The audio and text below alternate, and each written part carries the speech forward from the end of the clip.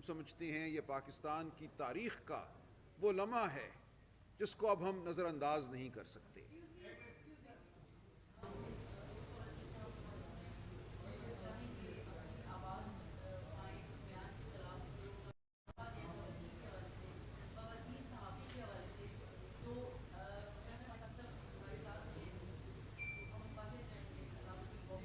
نہیں آپ رکیے، ہم ضرور اس کا جواب دیں گے اور میں آپ کے ساتھ ہوں۔ جی دیکھیں وہ اسمبلی کے سیشن میں گئے ہیں، ان سے بڑی تفصیلی گفتگو ہوئی ہے ہماری، آپ تشریف رکھیے، بالکل اس سے ہم بھاگیں گے نہیں، ہم بالکل اس بات سے بھاگیں گے نہیں، اس کا جواب دیں گے، ہم آپ کے ساتھ ہیں۔ دیکھیے مجھے کچھ اور کہنے سے پہلے ان دونوں باتوں کا جواب دینے دیجیے۔ دیکھیے ہم جس نہیں سیف صاحب مجھے کرنے دیں بات۔ دیکھیے ہم جس جد و جہد کو آگے بڑھانے میں مصروف ہیں وہ جد و جہد ہے ہی احترام انسانیت کے لیے، وہ ہے ہی خواتین اور غیر مسلموں سب کو پاکستان کا شہری مان کر آگے بڑھنے کی تگ و دو۔ ہم یہ سمجھتے ہیں کہ جب تک ہم پاکستان کے عوام کے ہر طبقے کو ساتھ لے کر نہیں چلیں گے، وہ بلوچ ہوں، وہ پختون ہوں، وہ گمشدہ لوگ ہوں، خواہ کسی بھی خطے کے ہوں، اور سب سے بڑھ کر ہماری خواتین ہوں، تو ہم کسی قسم کی فلاح نہیں پا سکتے۔ لہٰذا اگر کسی کی دل آزاری ہوئی ہے، اور مجھے نظر آتا ہے دل آزاری کی وجہ، تو ہم اس کے لیے معذرت کرتے ہیں۔ دیکھیں ہماری کوئی معذرت نہیں ہے اس حوالے سے، جہاں تک علی امین صاحب نے فوج کے کردار کا ذکر کیا ہے، وہ بالکل ہم سمجھتے ہیں پاکستان کے عوام کے دل کی اب آواز ہے۔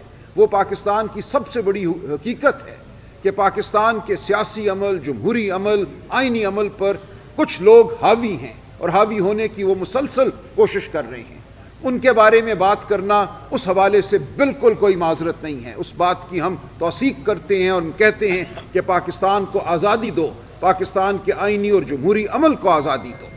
لیکن ساتھ ہی میں یہ کہوں، 2 دن پہلے میں اڈیالہ جیل میں عمران خان صاحب کے ساتھ تھا، وہاں بھی کچھ صحافی حضرات نے یہ سوال اٹھایا، انہوں نے کہا کہ ہمارے حوالے سے کچھ گفتگو آپ نے کی ہے یا آپ سے منسلک لوگوں نے کی ہے جس میں ہمیں تضحیک کا پہلو نظر آتا ہے۔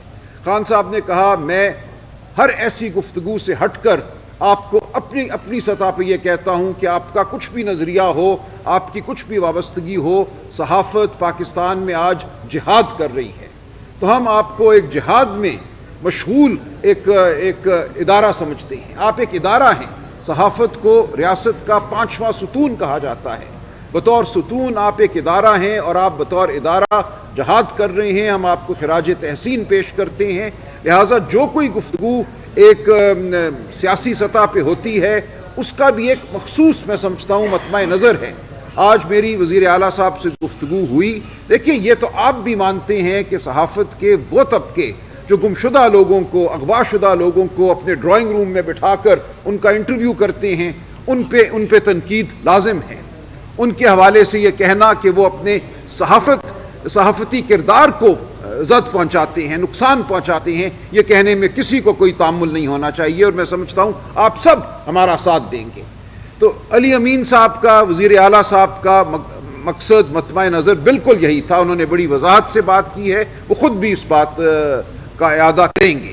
تو یہ کہہ دینا کہ پورے صحافتی طبقے کو یا صحافت پہ کوئی الزام لگا ہے، یہ درست نہیں ہے۔ صحافت میں ہیں کالی بھیڑیں، ہم اس سے بھی صرف نظر نہیں کر سکتے۔ کون سا صحافی، قابل عزت صحافی جس کو اپنے ضمیر کا مان ہو، کون اپنے ڈرائنگ روم میں ایک ایسے شخص کو بلائے گا جو 2 مہینوں سے گمشدہ ہو، اور اس ہکا بکا معتوب شخص کے سامنے مائک رکھ کر اس کا انٹرویو کرے گا؟ ہم ایسی صحافت کو برا سمجھتے ہیں، اور یہ ہم کہیں گے، ببانگ دہل کہیں گے، اور ہم امید کرتے ہیں کہ اس تنقید میں آپ ہمارا ساتھ دیں گے۔ ہم صحافت کی بھی تطہیر چاہتے ہیں۔ جہاں تک خواتین کا تعلق ہے، کوئی بات ہمارے لیے اس سے زیادہ معتبر نہیں ہے کہ خواتین کا احترام ہو۔ خواتین پاکستان کی آبادی کا برابر حصہ ہیں۔ پاکستان میں جو ہم فلاح کا عمل چاہتے ہیں وہ خواتین کے بغیر ممکن ہی نہیں ہے۔ لہٰذا یہ کہنا کہ پی ٹی آئی یا پی ٹی آئی کی لیڈرشپ میں کوئی شخص بھی خواتین کے حوالے سے کوئی ایسا رویہ رکھتا ہے جو حقارت پر مبنی ہو، درست نہیں ہے۔ دیکھیں جو بات ہوئی وہ بھی میں سمجھتا ہوں شاید اپنے سیاق و سباق سے ہٹ گئی. ایک سیاسی جلسے کا اپنا ماحول ہوتا ہے. وزیر اعلیٰ صاحب نے یہ کہا کہ میں نے عمومی بات کی تھی, اس میں میرا کوئی جنس کے حوالے سے مطمع نظر نہیں تھا. وزیر اعلیٰ کوئی بھی ہو سکتا ہے, انہوں نے وزیر اعلیٰ کے حوالے سے بات کی تھی کہ اگر ہمیں اجازت نہ دی گئی, اختیارات کا غلط استعمال کیا گیا تو ہم پھر بینڈ باجے کے ساتھ آئیں گے. اس میں یہ بالکل کوئی مقصد نہیں تھا کہ خواتین کے حوالے سے کوئی حقارت آمیز رویہ اختیار کیا جائے یا خواتین کی تحقیر کی جائے. یہ بات بالکل واضح رہے. اس پوری تقریر کا جو مطمع نظر تھا وہ یہ تھا, اور جس کا اعادہ آج بھی ہم کریں گے, کہ پاکستان کو خدا اب آزاد کر دو. ہم نے پاکستان کے 77 سال سمجھتا ہوں ضائع کیے ہیں اس تگ و دو میں, جمہوریت کو سلب کرنے میں, پاکستان کی آواز کی آواز دبانے میں. وہ آواز پختون کی آواز ہو, وہ آواز بلوچ کی آواز ہو, وہ آواز سندھی کی آواز ہو, وہ آواز پنجابی کی آواز ہو, ہم نے ہر آواز کو دبانے کی کوشش کی ہے. اور ہم سے میری مراد وہ طبقہ ہے, وہ لوگ ہیں جو اپنے آپ کو سمجھتے ہیں کہ تقدیر ان کے سامنے سر نگوں ہے, کہ پاکستان کی تقدیر کے وہ مالک ہیں. ہم آپ سے اب یہ کہتے ہیں اس کانفرنس سے کہ اب یہ چھوڑ دو یہ عمل. پاکستان اس کا مزید مکمل نہیں ہو سکا. 8 فروری کو جو ہوا تو پاکستان کی تاریخ کا ایک یادگار واقعہ. تمام دن پاکستان کی عوام باہر نکلی اپنے کھوتے. پاکستان کی عوام نے ووٹ دیا, پی ٹی آئی کو ووٹ دیا. کسی اور جماعت سے بڑھ کر ہم 2/3 اکثریت حاصل کر چکے تھے.